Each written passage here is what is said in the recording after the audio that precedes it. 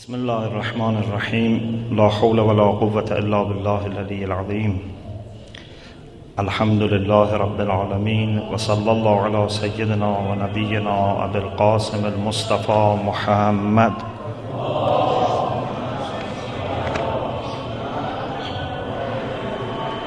وعلى آله الطيبين الطاهرين لا سيما بقية الله في الأرضين أجل الله تعالى فرجه الشريف وجعلنا من أعوانه وأنصاره. السلام عليك يا فاطمة يا بنت رسول الله ورحمة الله وبركاته. We first offer our heartiest condolences to our beloved Imam Mahdi Ajjalallahu Ta'ala Farajhu Sharif and to Our Lady, Lady Ma'sooma. We share with them the suffering and the pain of this great tragedy, and we hope that inshallah this would be another step of getting closer to Ahlul Bayt alayhimus salam by sharing their happy and sad occasions, by increasing our understanding of the causes of Ahlul Bayt, and then by working hard to achieve their goals. Inshallah, we can get closer to them day by day, inshallah. I will continue the discussion we started last week about wisdom, and then I will have a brief also speech about the Lady Fatima Zahra. I think this is actually what wisdom requires in such a night to address this great topic. You remember we said that in the Quran there are many verses that refer to the quality of hikmah or wisdom. There are tens of verses in which Allah subhanahu wa ta'ala either describes himself as the wise, as Hakim, or refers to his book as Hakim, and also refers to the people who were given hikmah or wisdom. In the previous session I talked about the fact that although the term Hakim is sometimes used in hadith for certain personalities, for example like Luqman, who was a wise person, or for some other personalities. But as far as the Quran is concerned, as far as the Quran expectation is concerned, it's only Allah who is described as Hakim and the Quran itself. When it comes to other people and other things, we have the idea of being given hikmah, or being taught hikmah, or being a place for receiving hikmah. But you don't have any place in the Quran which a person is called Hakim other than Allah subhanahu wa ta'ala and the Quran. We mentioned some of the verses about Allah being Hakim, and this normally comes also with knowledge, Aliman Hakima, sometimes Hakiman Alima, and sometimes with other qualities. Even we have Tawwaban Hakima. So knowledge and wisdom most of the time come together, but sometimes wisdom comes alone, not with knowledge necessarily. And this helps us inshallah later when we want to articulate our understanding of wisdom. We also mentioned some verses of the Quran in which the Quran itself is described as Hakim. So tonight I want to shift to the people who have been given hikmah, or to the function of the Prophet sallallahu alaihi wasallam as the one who was transferring the knowledge of wisdom to the people. And hopefully you've got a handout which has some of the verses that inshallah we are going to read today. Maybe it was not enough for everyone. I apologize, but inshallah we will try to make it more inshallah for the next session. In the page you find this verse. First from Surah Baqarah number 129. أعوذ بالله من الشيطان الرجيم ربنا وابعث فيهم رسولا منهم يتلو عليهم آياتك ويعلمهم الكتاب والحكمة ويزكيهم إنك أنت العزيز الحكيم. If you remember, this was what I briefly mentioned at the end of my previous talk, but there was no time to elaborate. This is actually part of the prayer of Ibrahim and Ismail ala nabiyana wa alihi wa alayhim as-salam when they were raising the foundations of Kaaba. At that very important time in the history of mankind, when the house of Allah is rebuilt by Ibrahim and Ismail, they made very beautiful du'as, like asking Allah to accept from them. Rabbana taqabbal minna. They were worried. Maybe this is not something that deserves acceptance by Allah subhanahu wa ta'ala. Imagine you are prophet of God.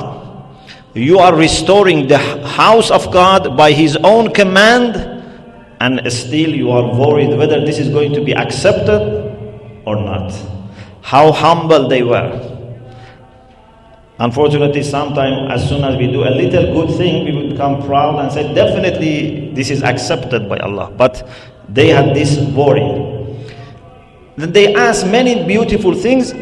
One of them was an idea which I think was actually from Allah subhanahu wa ta'ala.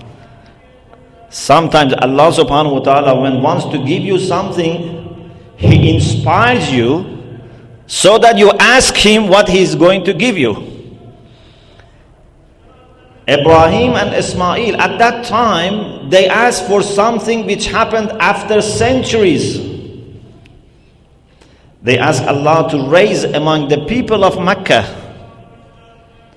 not someone who is a stranger to them, someone who is a foreigner. No, from the same people of Mecca, someone to be raised as an apostle of Allah subhanahu wa ta'ala. Someone who has been given a message by Allah subhanahu wa ta'ala in order to teach them the verses, the communications of God the Almighty, and to purify them and teach them the book and wisdom. So they actually asked for Allah to send the prophet of the end of time, the prophet of Akhir zaman.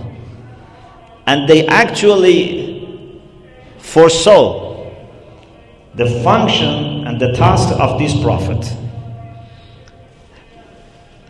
In particular, what is important is they stressed on purification of the soul, and second, teaching the book and wisdom. Because recitation of the Quranic verses was a means for achieving these two.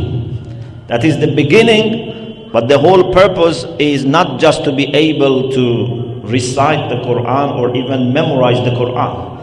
That was a means to go further and to be able to have pure heart and knowledge of the book and wisdom.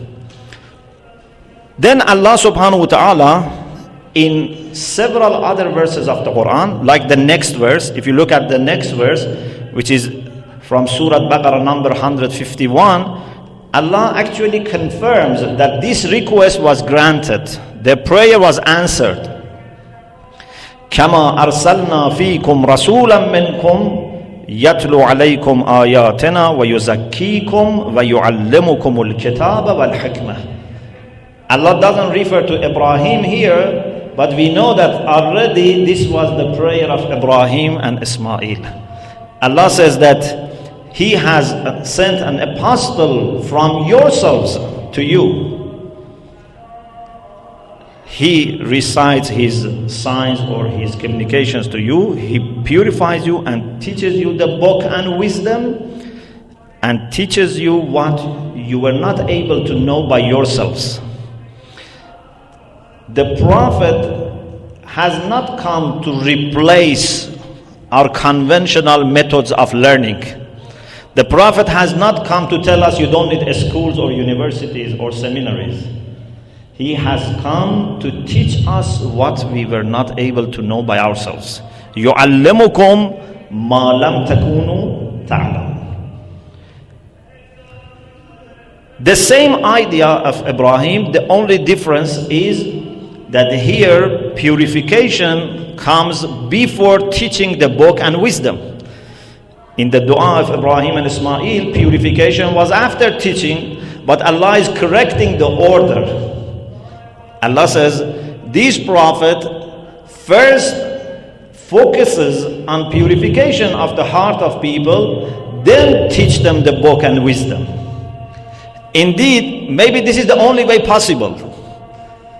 Because to teach the book, I don't think it's just to give them the interpretation of the Quran, as some commentators have said. To teach the book, as we will have inshallah in some other verses, is something much more higher than just giving them the interpretation of the verses. Is to give them access to the inner side of the book. To give them knowledge of the other side of the Quran. And it is not only actually the Quran. If you have knowledge of the book, Al-Kitab, then you would have knowledge of all the divine scriptures. Because Torah, Injil and the Quran are all manifestation of one book, Al-Kitab. إِنَّهُ لَقُرْآنٌ كَرِيمٌ فِي كِتَابٍ مَكْنُونٍ. The Quran itself is a manifestation, is a branch of a hidden book. لا يمسه إلا المطهرون. No one would be able to have any access to that hidden book except those who are purified. So this is why the Prophet first has to yuzakkihim and then yu'allimuhumul kitaba wal hikmah. He has first to make them purified, then open for them a gate to the real and inner side of Allah's revelation. We have the same idea in two other verses that inshallah you will read later. I want to move on to some other verses. So basically in 4 verses of the Quran we have this idea of teaching the book and wisdom as a task of the Prophet Muhammad sallallahu alaihi wasallam. Now let us move on to the next verse, which is from Surah Baqarah number 251. That is actually the 3rd verse on the page that you have. أعوذ بالله من الشيطان الرجيم فَحَزَمُوهُمْ بِإِذْنِ اللَّهِ وَقَتَلَ دَاوُودُ جَالُوتَ. In the battle between Talut and Jalut, a young soldier in the army of Talut, who was David, managed to kill the commander of the opposite army, managed to kill Jalut. He was a very young soldier, and it was really humiliating for Jalut to be killed by someone such a young David.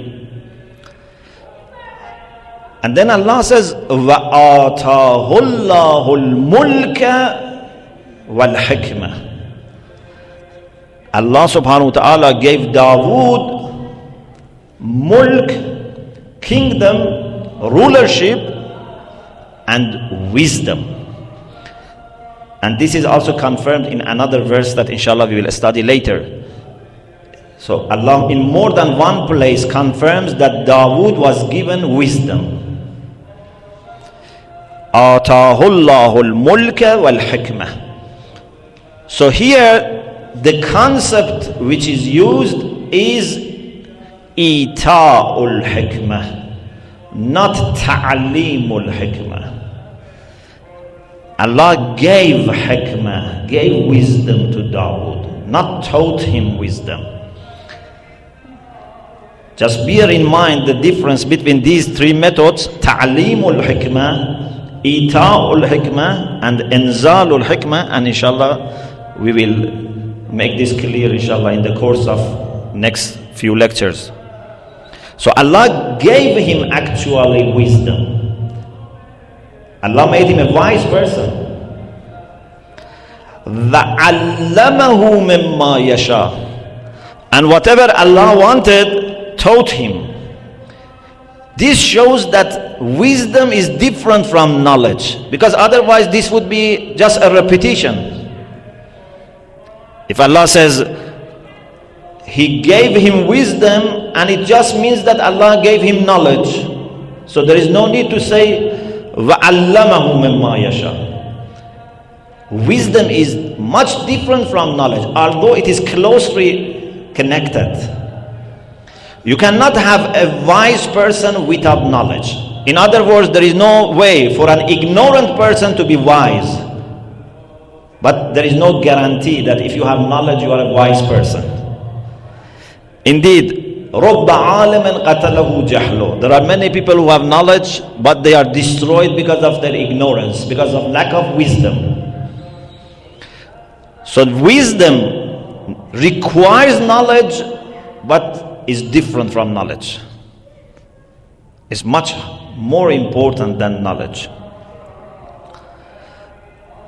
And then Allah subhanahu wa ta'ala refers to one of His rules in maintaining this world.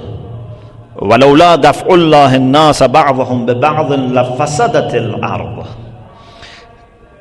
If it were not the case that Allah subhanahu wa ta'ala brings justice and peace to this world by stopping some people by other people, the earth would be completely corrupted and damaged. This is an endorsement of Allah, in my view, of the battle of Dawood and Talut. So this was not a war which was useless or was unwise. This was the way that Allah wanted to defeat the people of Badawil, the army of Jalut, and otherwise they would have taken over the whole planet and they would have just increased nothing but corruption and mischief. وَلَكِنَّ اللَّهَ ذُو فَضْلٍ عَلَى الْعَالَمِينَ. But Allah has great favor upon the inhabitants of the world who are intelligent, by giving them such protection through other people. Then we move on to the next verse, which is Surah Baqarah number 269. Allah subhanahu wa ta'ala says, يُؤْتِ الْحِكْمَةَ مَنْ يَشَاءُ. Again the idea of ita'ul hikmah, giving wisdom. Allah gives wisdom to the people that He wills, to the people that He wants.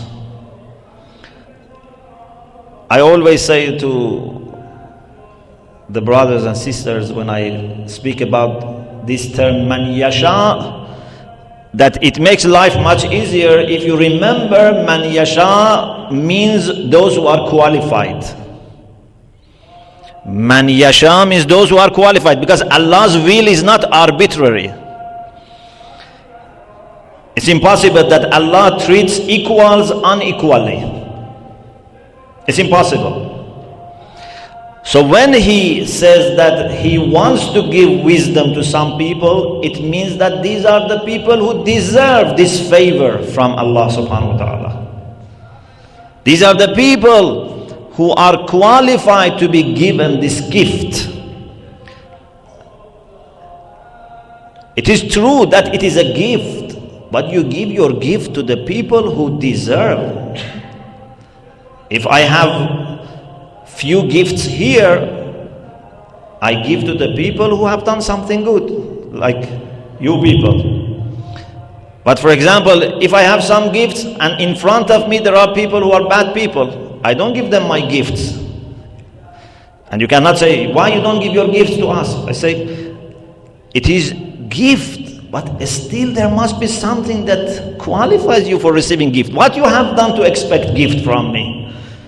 So Allah subhanahu wa ta'ala gives as a gift wisdom, but to the people that have done something that makes them able to receive it.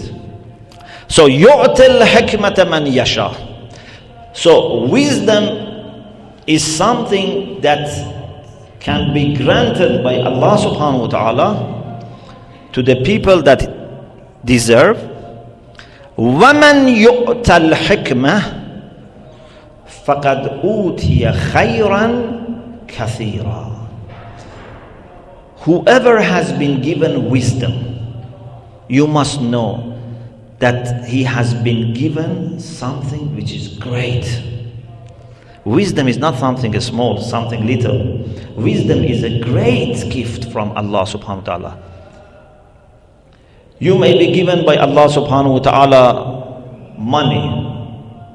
You may be given fame and reputation. You may be given position. You may be given children. You may be given good friends. These are all important. But they are not like wisdom. Allah subhanahu wa ta'ala, who is the greatest of the great, He says, this is great good. Khayran kathira. By His standards. When Allah subhanahu wa ta'ala sent Adam and Eve to this world with all the beauties and magnificence of this world, that even up to today we cannot exhaust everything which is in this world, Allah says this is mata'un qalil. This is a very little enjoyment. This is nothing. But when it comes to wisdom, He says this is khayran kathira. وَمَنْ يُؤْتَ الْحِكْمَةِ فَقَدْ أُوتِيَ خَيْرًا كَثِيرًا. So if me and you are going to ask something from Allah subhanahu wa ta'ala, top in our list must be to ask Allah for wisdom. If we are going to ask, especially tonight, from Allah subhanahu wa ta'ala to give us for the sake of Our Lady something, don't forget to ask Him wisdom for yourself and also for our ulama, for our leaders, for our elders, for our parents, for our teachers, for whoever has some social responsibility. Wisdom is something that we very much need all the time. وَمَا يَذَّكَّرُ إِلَّا أُولُو الْأَلْبَابِ. And this is something that only the people of understanding would remember. You don't need to be taught about the significance of wisdom. Just you need to remember. Because every human being by nature realizes the significance of wisdom. Allah doesn't say this is something that no one knows except ulul albab. Says no one remembers except ulul albab. Means this is something that you all know. Don't need to prove. I just need to remind you of the significance of wisdom. Let me stop here. And inshallah we continue with the next verse, which is about Jesus, Isa ala nabiyana wa alihi wa salam, and how Allah taught him the book, wisdom, and Torah and Injil. Look at this beautiful combination. يعلمه الكتاب والحكمة والتوراة والإنجيل. This confirms what I said, that Kitab is a general, is a more underlying reality, and Torah and Injil are just branches of that reality. Al-Kitab wal-Hikmata wal-Torah wal-Injil. Inshallah, we will reflect on that in the next session. Tonight is the night which is very important for us. This is the night in which we are reminded of a great personality, the Lady Fatima Zahra, peace be with her and her progeny. The one who was the mistress of all the ladies, Sayyidatun Nisa al-Alameen. She was the mistress of all the ladies, but not all the ladies of her time. Min al-awwalina wal-akhirin. So right from the beginning of history of mankind up to the end, no one would be able to sit or stand next to her. She is unique. At every age, there is a lady who would be the top lady. But among all those ladies, this lady is special. And this is why when the Prophet sallallahu alaihi wasallam was going to take with him for challenging the people of Najran for Mubahala, he was supposed to take Nisa'ana, and they were supposed to bring Nisa'akum. He had to take with him Muslim ladies, and they had to bring their own ladies. But the Prophet only took one person, one lady. He took Imam Ali, Imam Hassan and Imam Hussein, but only one lady. The Prophet knew that Nisa'ana means plural. But the Prophet had no choice. He could not have taken anyone next to Lady Fatima Zahra. This lady by herself represents all women in the Muslim community. So she is a unique personality. I have been thinking for many years, and I have shared my idea with many people, maybe with some of you in the past. And here in such a great night, I want to mention this idea again. And I wait also for your comments afterwards. And this is about the unique relation of Lady Fatima Zahra with the Prophet sallallahu alaihi wasallam.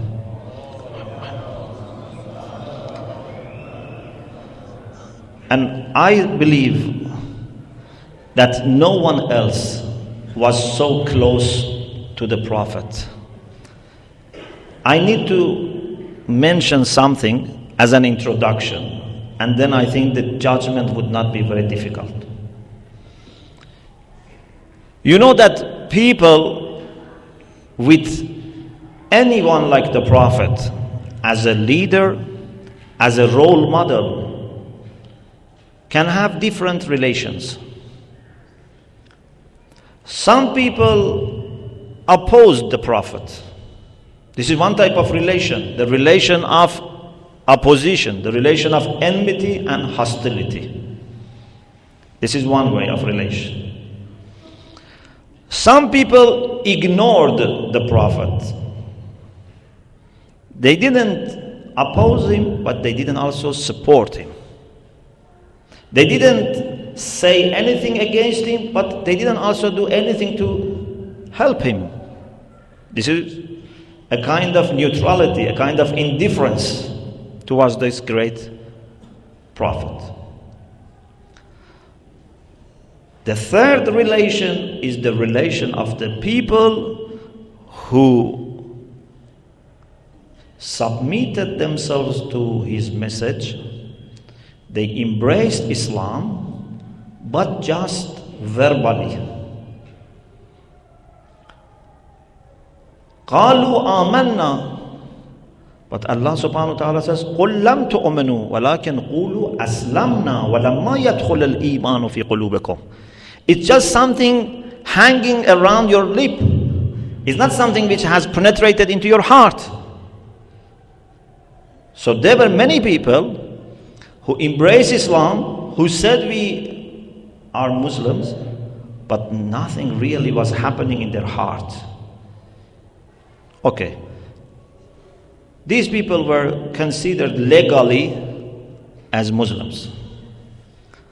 But then we have the people who believed in the Prophet by their hearts. These are mu'minun. These are the people who have faith in their heart. Then we have the people who not only have faith in their heart, but also this faith grows and manifests itself in their actions, in their deeds and words. So they are pious, they are muttaqin. Whatever they do, they make sure that it is according to the teachings of the Prophet. These are true followers of the Prophet. These are the people that can be counted from the Prophet. Minhu.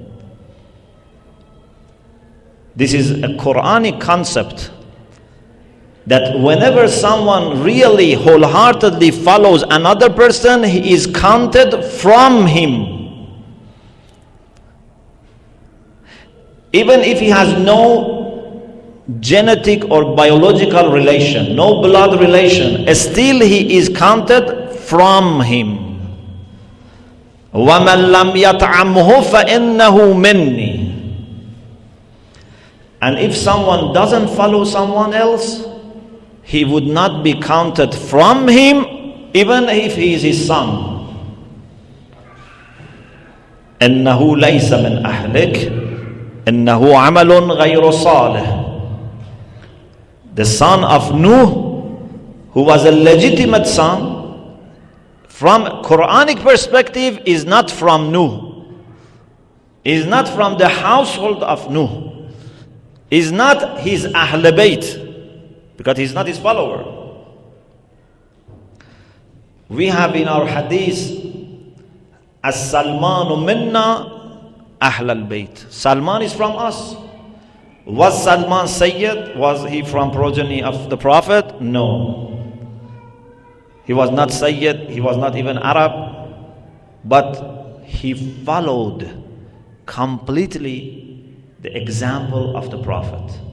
Of course, within his own capacity. He didn't become like the Prophet, but as far as he could, he followed the Prophet. And we have something similar about Abu Zar, which is not that much known.